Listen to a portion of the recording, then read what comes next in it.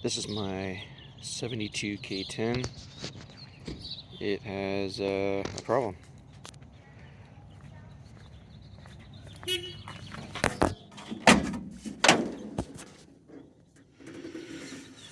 Let's see here, popping the hood. And I was driving it yesterday, and I put my foot to the floor and went, oh shit. My clutch Z-bar popped. Try to get my phone down here. It's hard to tell what's going on, I'm sorry. I thought my spring popped, but nope, it's my Z-bar. It's still connected down there,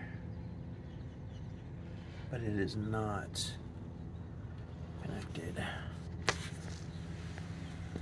on the motor side. I don't know if you could see it. There we go. That is broken. So luckily, I was able to be close enough to home to get towed. But that's something I gotta fix.